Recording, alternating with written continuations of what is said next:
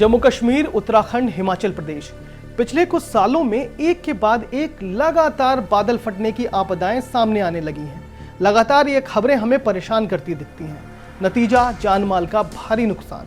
अब यहाँ दो बातें समझने की हैं। आखिर ये बादल फटना होता क्या है और पिछले कुछ सालों में इतने बादल क्यों फटने लगे हैं। तो सबसे पहले समझते हैं कि बादल फटना कहते किसे हैं। आप फटने शब्द पर मत जाइए। इसका मतलब है एक छोटे इलाके में 10 सेंटीमीटर या उससे अधिक की भारी बारिश। ये 1 से 10 किलोमीटर के बीच का इलाका हो सकता है। यहाँ ध्यान देना होगा कि कभी कभी एक ही इलाके में एक ही जगह पर एक से अधिक बादल भी फट सकते हैं। इस स्थिति में भयंकर हालात पैदा होते हैं और जान माल का भारी नुकसान होता है, कई गुना ज़्यादा नुकसान होता है। अब बादल फटने की वजह क्या है? अब इसके वजह की बात करें तो स्थानीय भौगोलिक स्थिति और मौसम पर बादल का बनना और फटना निर्भर करता है। ये वहाँ होता है जहाँ ज़्यादा नमी वाले बादल एक जगह पर रुक जाते हैं। वहाँ मौजूद पानी की बूंदें आपस में मिल जाती हैं। इससे बादल का भार जो है वो बढ़ जाता है, तो भारी बारिश हो जाती है।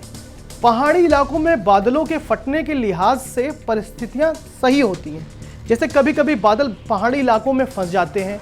पहाड़ों की ऊंचाई की वजह से ये आगे नहीं जा पाते हैं। इसकी वजह से क्या होता है कि पहाड़ी इलाकों में बादल फटने की घटनाएं जो हैं वो ज़्यादा होती हैं। क्यों फटने लगे हैं इतने बादल? अगर ये सवाल है हमारे मन में, तो ऐसी स्थिति बनने की सबसे बड़ी वजह है देश दुनिया में क्लाइमेट चेंज। मौसम में अचानक आ रहे बदलाव की वजह से मानसून का जो सीजन होता है वो एक जैसा नहीं रह गया है। जुलाई अगस्त में मानसून का असर ज़्यादा दिखने लगा है। साल 2017 में एक स्टडी आई थी, उसके मुताबिक जुलाई अगस्त में सबसे ज़्यादा बादल फटे हैं। यानी जो बारिश कुछ महीनों में होनी थी वो ज़्यादातर इन 2 महीनों में होने लगी है।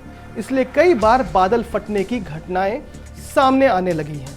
इसके अलावा भी कई सारे फैक्टर हैं, जैसे पहाड़ों पर तेज़ी से हो रहा कथित विकास, यानी भारी संख्या में बांध बनना, सड़क बनने की वजह से स्थानीय जलवायु पर असर पड़ा है।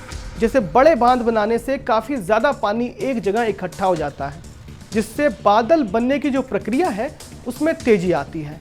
जब यही बादल मॉनसून में पानी संभाल नहीं पाते तो फट जाते हैं।